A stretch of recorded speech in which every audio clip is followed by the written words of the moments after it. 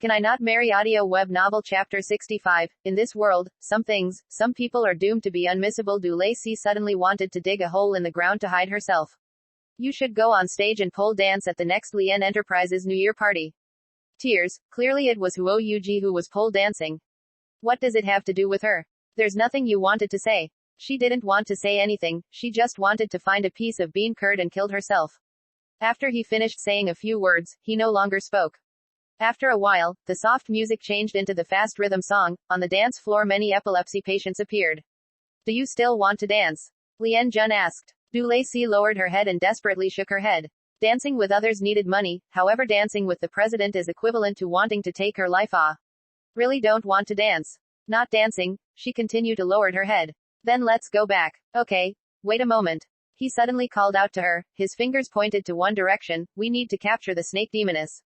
Snake demoness. Dulacey's vision followed the direction of his fingers and saw Huo Yuji twisting like a snake in the crowd. She suddenly exclaimed, the president's analogy is very appropriate and vivid. It was already the break of dawn when they managed to pull the crazy Huo Yuji out of the bar. Why are you pulling me out? I haven't danced enough. Huo Yuji shouted. It is very late, you should go home. On the side Dulacey tried to persuade Huo Yuji, however she didn't hear a single thing Dulacey said. She kept on shouting. I want to dance, I want to dance. She almost strip danced in front of the bar entrance. She suddenly hummed a sound and collapsed on Dulacey. When Dulacey looked at Lien Jun again, he acted as if nothing had happened and withdrew his hand, while lightly saying, knocking her unconscious is the best method. Dulacey's mouth twitched. President, your actions are really smooth and neat, it's simply like a murder weapon killing all so that there won't be any eyewitness left. Due to Huo Yuji's dizziness, Dulacey had searched through her Huo Yuji cell phone looking for someone to pick her up. She did not expect upon opening the cell phone to see dozens of missed calls all from the same person, second senior brother. A second didn't even pass before the cell phone rang again. It was second senior brother. Dulacey pressed the answer button and second senior brother's anxious voice transmitted through. Where are you? Why aren't you answer my calls? If there's anything we can discuss it slowly, don't scare me, okay? Yuji. A bunch of words passed through Dulacey's brain. She didn't have the chance to interrupt. After much trouble she finally managed to stop second senior brother, weakly saying, I am Yuji's friend. The person on the phone seems to be stunned for a moment, then said, where's Yuji? Is she refusing to answer my calls? Dulacey stared at the unconscious Huo Yuji. She thought she couldn't tell second senior brother that his girlfriend was knocked unconscious by her husband, right? Thus she told a white lie. She's drunk. She has been drinking again. Second senior brother's tone sounded like he was interrogating her. This made Dulacey a little bit annoyed. Way. What kind of person are you? She only drank because of you. If you don't scold her, would she run away from home?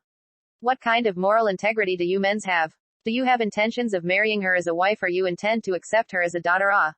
After she finished saying those words, the other end of the phone became silent. It was a long time before second senior brother's tone softened considerably. I know, where is she now? I will come and pick her up. Indeed, a good-natured person is usually taken advantage of. Merely changing your attitude slightly will receive a different treatment. Dulacey told second senior brother the address, and then triumphantly to hang up the phone. At that moment, she suddenly felt a vision from the side shooting over, and her heart gave a thump. She's finished. She entirely forget the president was present. What kind of moral integrity do I have? When Lien Jun asked this sentence, even his mouth evoked a smile. The smile was very strange. Dulacey's heart felt frightened. She lowered her head pretending not to hear what he had said. So silent for a long time, she could feel Lien Jun's eyes remained on her, which made her heart feel extra heavy. After silently waiting for a long time, second senior brother finally drove his Lexus, in a rash manner came to pick up his Chang'e. Staring at the unconscious Huo Yuji who rigid of alcohol, his eyes became red, tears almost overflowed the rim of his eyes. Therefore Dulacey felt very guilty. She is drunk, let her to go back to sleep. Everything should be okay. As she said this, her forehead broke out in a cold sweat. Second senior brother nodded. He picked up Huo Yuji preparing to walk away, however he suddenly stopped and turned around facing Dulacey. Thank you for scolding me before, I will reflect on my doings. Knocking out his girlfriend and also accepting his thanks, Dulacey guilt increased. Don't mention it, you be nicer to her, I won't let her go ever again. Second senior brother said, holding Huo Yuji and left. Dulacey stood there in a daze as she watched their figure leave. At the moment she unexpectedly felt slightly touched. Two very different people, because the fate came together, and because of the love for each other gradually change, and finally mutual kindle walking the remaining steps together. Love is really a wonderful thing. They're gone, Lien Jun asked. Do Lacey recover her thoughts? She immediately a multitude of feelings surge up within her heart after sneaking a peek at the person on the side. Will he change for her? Or if he cannot change, then they can only let each other pass by and miss this one chance. Her chest suddenly began to feel congested. I will go back alone, she said, and hurriedly walked away. After walking for a long time, she still didn't see Lien Jun catch up. Du Lacey couldn't help but take a peek behind. This one glance frightened her because she saw him keeping a 3 meters distance, leisurely following her. Du Lacey quickly turned around and accelerated her pace. From time to time she would turn around to take a peek, yet he still kept the distance while following her. Du Lacey became anxious. She began to trot all the way home. She ran to the entrance of the house. She was already breathless, trying to stabilize her breathing. She should have gotten rid of him, right?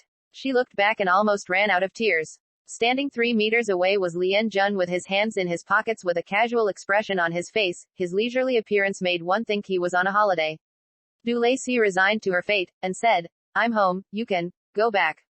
Lien Jun raised his eyebrows. Are you planning to leave me out on the streets? Where's your car? I came by train. Then go to a hotel. He held his empty hands in the air and said, I have no money with me. He gave the expression as if he was speaking the truth. Du Lacey gritted her teeth. Then what do you want? Pick up my wife. She was speechless. When she returned home with Lien Jun, Du Mama, who was originally sleeping, suddenly called out, You've returned, ah. Du Lacey, despising, glared at her mom. She is not a fool. Naturally she knew the president didn't appear in Echo for no reason. She could only use one reason to explain it. Her mom, who raised her for 20 years, have betrayed her for her son-in-law. Others' mom would help their daughter bully their son-in-law. However, her mother would join hands with her son-in-law to bully her daughter. Unfortunately, this is the case of her family's misfortune. Du Lacey sighed while taking her clothes and went into the bathroom to take a shower. After she finished showering, she returned to her room to sleep. The atmosphere was very strange. After a while, the door of the room was opened. Lien Jun, who have finished showering, also came in. Du Lacey's heart felt like she knocked over a 5-flavor one bottle. She didn't know what to say to him, so she simply covered herself in the blanket, pretending to be asleep. And after a while, the small bed, because of the increased a person's weight, issued a squeak sound. It's a tiny bed as it is. How could he squeeze in with her? Du Lacey secretly cried out this sentence, but her body couldn't help but move slightly to the side. Soon, the lights in the room went out. That person also seems to turned his body turn. In this small room, Du Lacey could obviously feel his even breathing exceptionally clear. The bed was too small, the other's body frame was too big, thus occupying a lot of space, resulting in their two bodies sticking together. Du Lacey moved more towards the side, almost sleeping on the edge of the bed. Almost like when she was a child, keeping a distance when she encountered a boy touching her. You move back an inch, he'll move forward a foot. You see, Du Lacey have retreated with no more space to retreat, yet the person behind her still attached to her like glue. She was slightly angry, and continued to move a little more, finally succeeded in falling off the bed. Just when Du Lacey thought that her face was about to come in contact with the floor, she felt a powerful arm to embrace her waist, pulling her back into the bed, back into his embrace. In the darkness, a strong male scent rushed over. At this time her mind immediately emerged Lien Jun's facial expression. He must have a grin on his face, proud to death of his achievements. It's like this every single time. He always holds on to the initiative. The one who's embarrassed is always her. For no particular reason, Du Lacey felt a burst of annoyance. She stretched out her hand to push him away, but that only made him hold on tighter. Du Lacey's fragile small fist hit his sturdy chest. She became angry from embarrassment. Lifting her knee, she solidly kicked the top of his belly. This single kick was very effective. A bang sound was heard. They both fell into the hard wooden floor. Due to Lien Jun's rapid reaction, Du Lacey did not directly fall on the floor. Swiftly he flipped over and pressed his body on top of hers. Did you know you almost murdered your husband? The president's voice didn't sound too good. It was apparent he was in pain. Do Lacey chuckle? She suddenly had a feeling that she has eliminated a public scourge. I don't know, she simply replied. All of a sudden a kiss sealed her lips, directly opening her jaw, trying to gain entry to her tongue. She was crushed, unable to move, had no choice but to let he presumptuously claim her. After a while, he left her lips and asked, "Now do you know?" "I don't know." She was defiant. Once again her lips were sealed. This continued back and forth several times. Do Lacey quickly became breathless. "Okay, I know." She pulled a long face, lowering her head to the evil forces. It was only then did Lien Jun nodded with satisfaction, giving her a chance to respite. In the dead of night, from Du Lacey's perspective, she saw the scattered stars on the night sky out of the window. She saw the street lamp, the dim lights reflecting in her eyes, made her unable to see the clear expression on his face. Bit of time flow away, they were silent, only the dim light flowed into the room creating a halo layer of haze. "I'm sorry," a deep voice broke the silence. Du Lacey was startled for a while, an astonishment expression appeared on her face. "Do, I'm sorry," he added. In the dark she could see his flashing dark eyes. Was the president apologizing to her? Du Lacey suddenly became somewhat confused. These days she had dreamt of their rekindle scene many times. She thought she might compromise, she thought he might resort to method to deal with her, but she never thought that he, being a supercilious person, would take the initiative to admit his wrongs. For a moment, Du Lacey didn't know how to answer him. "You're right. I always want to grasp you within my hands. I want to take control of everything. I've never thought about your feelings. Maybe I have failed as your husband." "No," Du Lacey almost yelled out.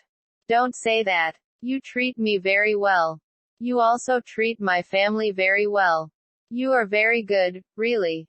It's me. I am very stupid. I always feel inferior. That day when I saw you standing on the stage with so many people watching you, I suddenly felt that I was very insignificant. I am afraid that one day you will figure that I actually don't deserve you." Speaking to this point, she felt her voice became softer and softer, and her eyes swelled up with tears. Lien Jun's heart ached as he embraced her. "You fool, why do you think so? I'm afraid. I am very afraid I will lose you like this." She remembered the sentence Lien Anna once said. In this world, some things, some people are doomed to be unmissable. Do. Lien Jun suddenly called her name. "Do you know that in Italy, when I put the ring in your finger, what was I thinking?" "What?" "I was thinking, in this world, some things, some people are doomed to be unmissable." At that moment, Du Lacey suddenly relieved. It turns out they were fated to meet and destined to be together. Just like they say, not a step too earlier, not a step too later, it just so happens they were among the thousands of people to encounter each other. If it's yours, then in the end it'll still be yours. Final chapter is finally done. The novel may not be the best novel, but I felt like it was the best medicine for laughter which everyone needs. I hope you have enjoyed this journey with me filled with plenty of laughter. If the final chapter wasn't satisfying enough, I can guarantee the epilogue will tie things nicely.